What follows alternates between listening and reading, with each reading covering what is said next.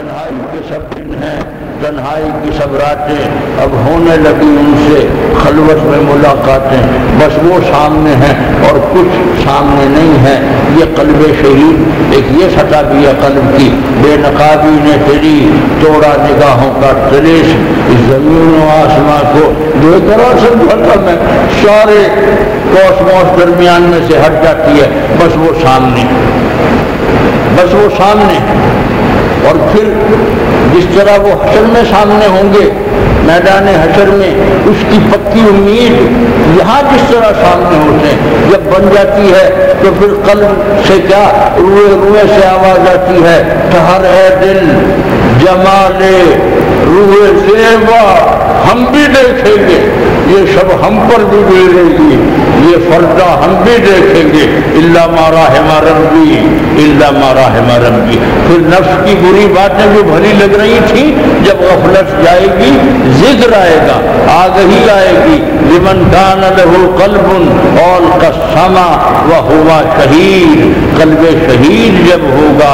قرآن شریف میں سارے روگ مٹانے کی نصیحت اور آگہی اور شعور اور قلب کی بیداری عطا کرنے کی پوری قوت ہے، لیکن جس کے سینے میں قلب ہے اس کے لیے یہ میڈیکل قلب تو سب کے دل میں ہے۔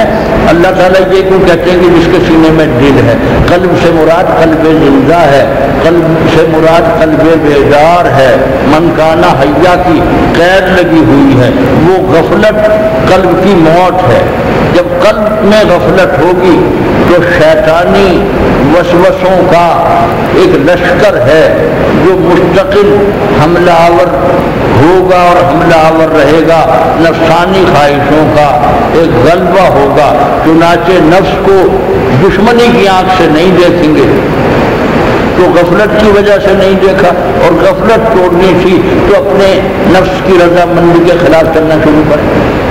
اپنا آپ اچھا نظر آنے کی غلط فہمی ہے، یہ یقین رکھیں کہ یہ غلط فہمی ہے۔ میں نے نماز پڑھی، بڑا اچھا کام کیا، بڑی اچھی نماز پڑھی، بہت ہی اچھا، پڑھی کہ نہیں پڑھی یہ پڑھنے سے پہلے بھی سوچو، پڑھنے کے دوران بھی سوچو، پڑھنے کے بعد بھی سوچو کہ پڑھی لیکن نہیں پڑھی۔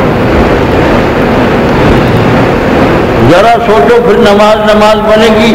اصل اصول میں یہ عرض کر رہا ہوں کہ اپنے نفس سے بدگنی بہرحال پہلا دینی اور روحانی فرق اور بہرحال آخری، لیکن نفس سے بدگنی ہوتی نہیں ہے۔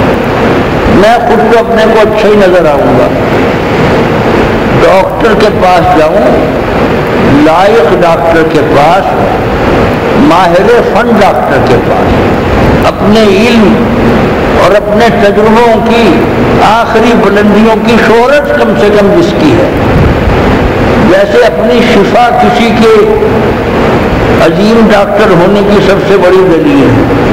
2-4-10 دن میں افاقہ ہونا شروع ہو جائے تو جان لو کہ یہ بڑا ڈاکٹر ہے، باقی بڑے سے بڑا عہدہ اور ڈگری ہے، مجھے شفا نہیں ہوئی تو میں تو یہی کہوں گا کہ ابن مریم ہوا کرے کوئی، میرے دکھ کی دوا کرے کوئی، لیکن میرے دکھ کی دوا کرے کوئی، اس کی تشخیص کو میں نہ مانوں، اس کی پریسکرپشن پر میں عمل نہ کروں، عمل کروں تو اس میں اپنی خودرائی شروع کروں یا سارا ٹھیک کروں بس پرہیزی کروں۔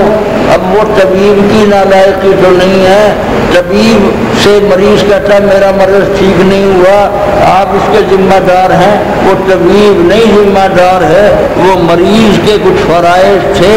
بہرحال صحیح معالج، صحیح طبیب، اور یہ اس زمانے میں نے بہت بات سنی ہے، بڑے دوستوں سے بات ہوتی ہے کہ جی کون سچا پیر ہے، کون جھوٹا پیر ہے، کون واقعی عالم ہے، کون دراصل عالم نہیں ہے، ہم جانچیں پرکھیں تو کیسے جانچیں پرکھیں؟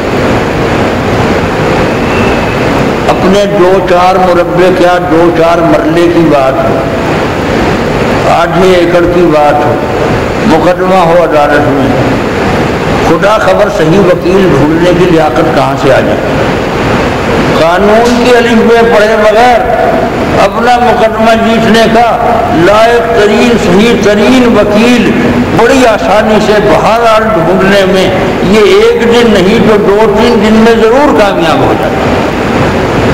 ہارٹ کی ٹربل ہو جائے، کڈنی کی ٹربل ہو جائے، کوئی برین کی ٹربل، ایک صحیح لائق دیانتدار بالکل پرفیکٹ ڈاکٹر بھی ڈھونڈ لیتے ہیں۔